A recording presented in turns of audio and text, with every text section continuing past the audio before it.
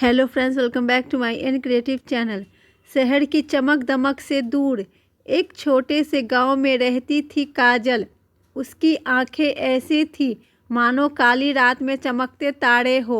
उसका चेहरा इतना खूबसूरत था कि गांव के लोग उसे देखकर ठिठक जाते। काजल की हंसी में मासूमियत थी और उनके सपनों में उड़ान। वह पढ़ लिख कर एक दिन अपने परिवार का नाम रोशन करना चाहती थी, लेकिन नियति को कुछ और ही मंजूर था।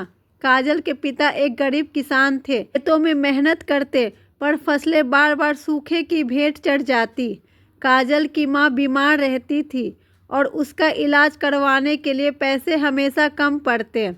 ऐसे में काजल का जीवन आसान नहीं था, पर वह हिम्मत नहीं हारती थी। गांव के स्कूल में वो पढ़ने जाती और शाम को घर के कामों में हाथ बटाती।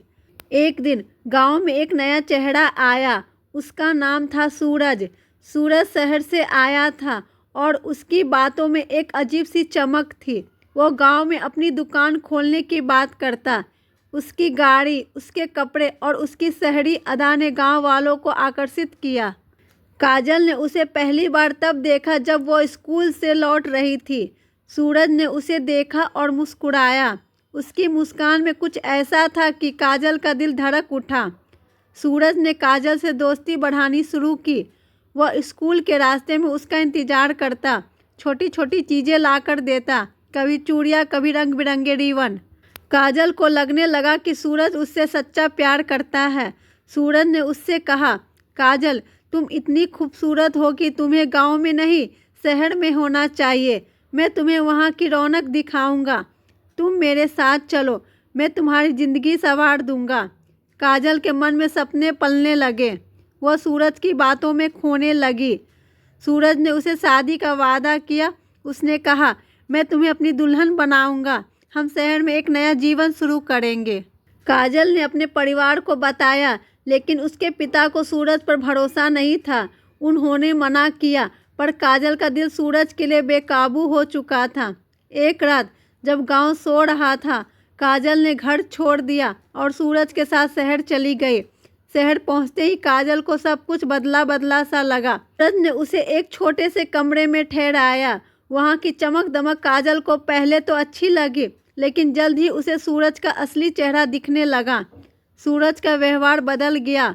वो अब प्यार से बात नहीं करता था। एक दिन उसने काजल से कहा, देखो, शहर में ज़िंदगी महंगी है। अगर तुम्हें मेरे साथ रहना है तो तुम्हें काम करना पड़ेगा। काजल ने पूछा, कैसा काम? सूरज ने हंसते हुए कहा, तुम इतनी खूबसूरत हो, तुम्हें सिर्फ लोगों से मिलना है। वे तुम्हें देखकर खुश होंगे और हमें पैसे देंगे।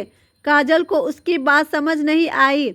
उसने मासूमियत से पूछा, क्या मैं गाना गाऊं या नाचूं? सूरज ने ठंडी सांस भरी और कहा, हाँ, कुछ ऐसा ही।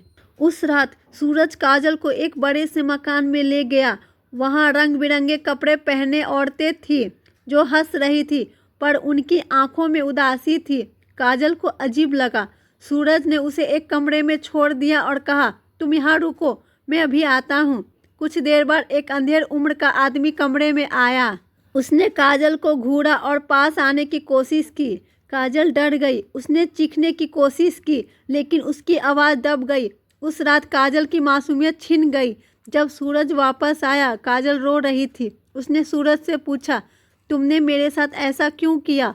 तुमने तो कहा था कि तुम मुझसे प्यार करते हो।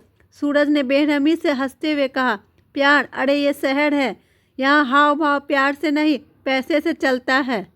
तुम अब मेरी कमाई का जरिया हो। काजल को समझ आ गया कि सूरज ने उसे धोखा दिया। उसने उसे शादी का झांसा देकर देह व्यापार के दलदल में धकेल दिया। वो भागना चाहती थी, लेकिन सूरज ने उसे धमकाया। उसने कहा, अगर तुमने भागने की कोशिश की तो मैं तुम्हें तुम्हारे गांव में बदनाम कर दूंगा। तुम्हारा परिवार बर्बाद हो जाएगा। काजल मजबूर हो गई। दिन बीते, महीने लगे। काजल अब उस मकान की एक कोठे वाली लड़की बन चुकी थी। उसकी खूबसूरती की वजह से लोग उससे मिलने आते। वो हर रात अपने सपनों को मरते देखती। उसके चेहरे की मुस्कान गायब हो गई थी। उसकी आंखें अब खोखली थी, लेकिन काजल ने हार नहीं मानी। उसने अपने मन में ठान लिया कि वह इस नरक से निकलेगी। एक दिन काजल को एक ग्राहक मिला जो बाकियों से अलग था। उसका नाम था अनिल। वह एक सामाजिक कार्यकर्ता था जो देह व्यापार में फंसी लड़कियों को बचाने का काम करता था। अनिल ने काजल से बात की। उसने उसकी कहानी सुनी। काजल ने पहले तो उस पर भरोसा नहीं किया, लेकिन अनिल की बातों में सच्चाई थी। उसने काजल को बताया कि वह उसे दलदल से निकाल सकता है। अनिल ने एक योजना बनाई। उसने काजल को सूरज से बचाने के लिए पुलिस की मदद ली। एक रात जब सूरज कहीं बाहर था, पुलिस ने उस कोठे पर छापा मारा। काजल और वहां मौजूद कई दूसरी लड़कियों को आज़ाद कराया गया। सूरज को गिरफ्तार कर लिया गया। चेहरा दुनिया के सामने आ गया। काजल को एक पुनर्वास केंद्र में ले जाया गया। वहां उसे नया जीवन शुरू करने की ट्रेनिंग दी गई। उसने सिलाई सीखी और एक छोटी सी दुकान खोली। समय के साथ उसने अपने आत्मविश्वास को वापस पाया। उसने अपने परिवार से भी संपर्क। उसके पिता ने उसे गले लगाया और माफ़ी मांगी कि वे उसे नहीं बचा सके। आज काजल एक नई जिंदगी जी रही है। उसके अब सपनों से भरी है। वह उन लड़कियों की मदद करती है जो उसके जैसे धोखे का शिकार होती है। उसकी कहानी दर्द से भरी है, लेकिन यह हिम्मत और हौसले की कहानी भी है। काजल ने साबित कर दिया कि चाहे ज़िंदगी कितनी भी मुश्किल क्यों ना हो, हार मानने की ज़रूरत नहीं।